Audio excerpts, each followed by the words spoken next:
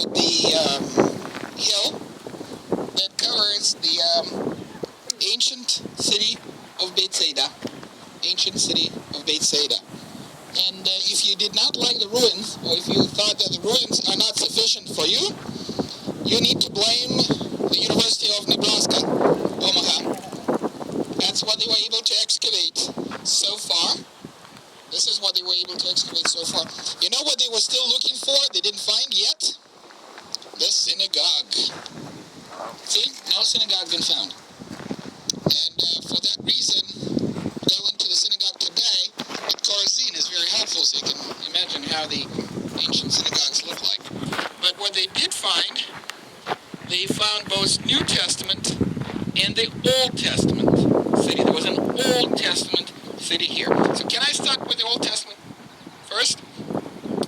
In the Old Testament days, there was a city-state. Are you guys familiar with the concept of the city-state? In other words, there was a town here, and there was a king of this town, and it exercised certain power over the farming areas around. That's what is called the city-state.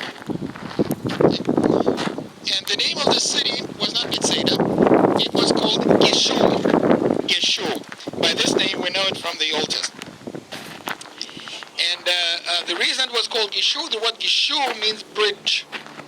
Means bridge. In other words, this town was responsible for ferry. For ferry from one side of the Jordan River to another side of the Jordan River. From the Golan side on your right to the Galilee side on your left.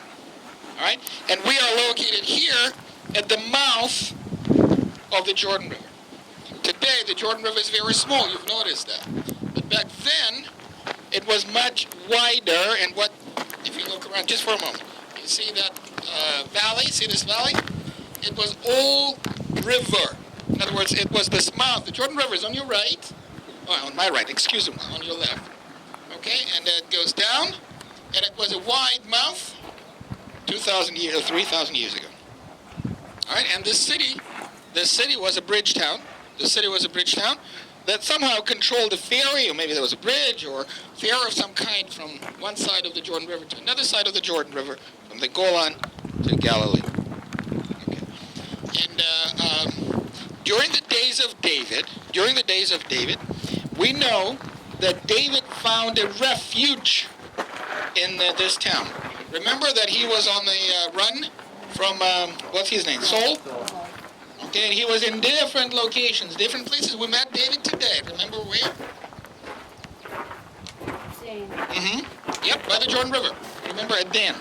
We said somewhere there, David wrote Psalm 42. Okay? So that's one place. We will see him at another place at Engedi. He was hiding with the Philistines at Ziklag, if you remember. And this was another place that he was hiding from Saul, because the king of this place named, what was his name? Talmai, king of Geshur, actually opened the gates to David and hosted him for a while. And he was able to see that David has incredible leadership abilities. And he decided to be a friend of David. And to secure this friendship, he did what? He married out his daughter, Macha, to David. And later on they had a son that David loved, Absalom. Okay? And when Absalom rebelled, he was hoping to get help from his grandparents, and he came to this town. So, to begin with, in the Old Testament, here in front of us was the town, and that's where David was hiding from Saul. How about that? Okay. And then this town became part of the northern kingdom. And remember what happened to the towns and cities and people of the northern kingdom? They were conquered by the Assyrians in the year 722. And the town was destroyed. And there was nothing here for quite a while. There was nothing here for quite a while. Because the Assyrians were here first, and then the Judeans, remember the southerners were taken into Babylonian captivity, so there were all sorts of troubles. And the Jews were able to to regain the rule over Galilee only about 150 years before Christ, during the rule of a dynasty that we know as the Maccabees. We'll talk more about the Maccabees, but that's an independent Jewish dynasty that started to rule here about 150 BC, 150 before Jesus. And what they started to do, they started to re-Judaize Galilee. They started to bring people from Judah, from Judea, and settle them in the towns that were Jewish towns in the Old Testament period. This one inclusive. So a new community started. Somebody noticed to me, maybe it was Wayne, somebody noticed to me that at Chorazin, it says that Chorazin was started at the first century BC. Same story with Chorazin. The same story with Capernaum. The same story with Nazareth. Same story. Was repopulated in the first century BC. Maybe 50 years before Christ, maybe 100 years before Christ, around that period. Okay? But it was small. The Jewish community here was small. The fact that the synagogue was not found actually testifies to the fact that the community, the town, was not large. It was something small. Nevertheless, it became prominent because the disciples came from here. Most of the disciples of Jesus actually came from this little town of Bethsaida. Nothing to write home about. Yet, we talked about this, that Jesus, the Lord, picked up people that were insignificant. Nothing really important. Very small town. You can see that. You can see that for yourself. But one of the greatest things, actually, one of the greatest miracles of Jesus took place here at the town of Bethsaida, and that's the feeding of the 5,000. Now, why do we say it's one of the greatest miracles? For one interesting reason. You see, this particular miracle is mentioned in all four Gospels. All four Gospel writers are actually telling us about the feeding of the 5,000. None other miracles, none of them actually mentioned in all four books. Only this one. And if we open the account and look, and that's what I'm going to do, in Luke chapter 9, we can read the following. When the apostles returned, they reported to Jesus what they had done. He took them alone and withdrew privately to a town called Bethsaida. You see, it mentioned by name that in this very town where you are right now, Jesus and disciples came. They came to the town of Bethsaida, and when the crowds found out, they followed him. He welcomed them, spoke to them about the kingdom of God, and cured those who needed healing. Late in the day, the 12 approached and said to him, "Send the crowd away so they can go into the surrounding villages and countryside to find food and lodging, because we are in a deserted place here." Jesus answered, "You give them something to eat." "We have no more than 5 loaves of bread and 2 fish," they said. "Unless we go and buy food for all these people," for about 5,000 men were there. And then he told to the disciples, "Have them sit down in groups of about 50 each. Give them the earphones so they can hear you." Sorry. They did so and had them sit down. Then he took the 5 loaves and 2 fish, and looking up to heaven, he blessed and broke them. Now, this is just an interesting thing. In the Jewish tradition, you never bless the food. Actually, he blessed, then comma, and then he broke them. You always bless the Lord. Would you like to hear how the Jews bless the Lord in this particular case? Because this blessing is an ancient blessing, and it's still used by the Jewish people. Baruch Ata Adonai Eloheinu Melech Haolam Amotz Elechem Min Haaretz. This is it. It's it. Very short, but very powerful. A benediction, blessing. Blessed be the Lord, King of the universe, the one who produces bread from the earth. And then the next one is usually more wine, fruit of the wine. Very simple one. Yet he said that, and then he broke the food, and he kept giving them to the disciples to set before the crowd. Everyone ate and was filled, and they picked up 12 basketfuls of leftover pieces. Would that episode, would that miracle remind you of another great miracle in the Old Testament of this type or this kind? In the Old Testament.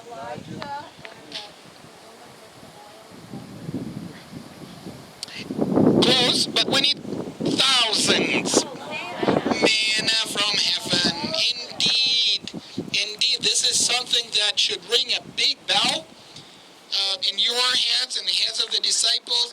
That's exactly what Jesus' purpose was. To show them what? That it's the Lord who is with them now. That he is actually the Messiah, God himself. Because such a great miracle can be done only by God. But it has been done. All right? It already happened before. When thousands, how many people were fed in the desert? We don't know. But thousands, right? Or maybe a million, right? We don't know. But it doesn't matter, does it? It doesn't matter whether it's 5,000 or 5 million. Again, it's something in a total desert where there's nothing to eat whatsoever. God provided manna to them. Anybody would know what is it? Manna? What is it? Grain. Well, actually, friends, you see, the word manna in Hebrew means, what is it? Yep. What is it? What is it? That's mana. What is it? That's one way of saying it. But you might like another meaning of this word. Portion. Portion. Mana is a Hebrew word for portion. You can exercise your Hebrew tonight. When you come to the dining room, ask, what do you have, what kind of manna you have for the main course. Or you can ask, what is your main manna for tonight? They will tell you, we have fish, we have chicken, we have turkey. They will understand exactly what you're talking about. Because that's what we use today to say portion. Okay? That's your portion. So this story here, I hope you now realize that the story here goes beyond just the physical needs of the people that are hungry to be fed. This miracle is more than this. The miracle was made, Jesus performed this in order to show the Jewish folks who he was. What is he? That he is the provider. And remember Jehovah Jireh, right? He's the one who provides. It's the God that provides in the most miraculous way. Most miraculous way. And of course he's hinting to the disciples. They don't understand because they don't really understand who Jesus was at this point. And he says, you give them something to eat. In other words, not by bread alone every man should live, but by every word that comes from the mouth of God. Because what comes from the mouth of God? Life. Life. And life everlasting. Remember the word life in Hebrew is plural. Haim. Okay? That's what comes from the mouth of God. And that, may I do a little exegesis? Are you guys okay with this Greek word exegesis? It took me 10 years to learn it. Exegesis. Little exegesis to what we mentioned today at the Sermon on the Mount, at the Hill of the Beatitudes. Remember, at the Sermon on the Mount, part of the Sermon on the Mount is the Lord's Prayer. Our Father who art in heaven. Our Father, who is in heaven, hallowed be thy name. Thy kingdom come, thy will be done, on earth as it is in heaven. Give us today, listen to this, give us today our manna, daily portion, daily bread in a sense, daily food, right? Bread in a sense of food. Give us today our portion for the day. Give us. But the portion is not only physical bread, not only physical portion, but of your spirit, right? Because we need this everlasting life that your spirit gives, right? So, ten lano et mana, give us today our manna. We really were looking forward for that manna. All right, so that's a wonderful play of words that Jesus was using in order to hint, in order to try to explain or give the Jewish folks understanding. Because they knew the Bible very well. They knew who gives manna. They knew who provided. Okay, so give us today our daily portion. Give us today our daily bread. Give us today our manna for today. Okay, and by the way, remember that manna, whatever it was, whatever it was no good if you took too much in order to store it and maybe sell it, or I don't know, something like this. All right, that was no good at all, because the purpose is different. The purpose is, the purpose is to bring you back to God, to connect you to God. You see, because He is the one who gives you life everlasting in the most miraculous way. Because we don't know what man is. It's like a big miracle, right? But the whole thing is a big miracle. But I told you that you being here is a big miracle. So those big miracles still happen, and it's a wonderful thing. That's why we continue to trust the Lord, because we can see those things are happening in our lives time after time and after time again. All right. So that's why the story of the feeding of the 5,000 is such a tremendous story that goes beyond just the physical miracle of feeding people that were hungry, but also trying to show them what is the true bread of life is and who that is. All right? So that's our little midrash. Midrash exegesis, right? On the text of the feeding of the 5,000. That happened right here, somewhere. Again, the exciting thing is that you're not only at the place where it took place 2,000 years ago, but you're in the position that you can ask or demand your own portion every day. And God will provide. He will give you this manna every day. All right, He is still there. So what I suggest, friends, you can browse a little bit if you want to.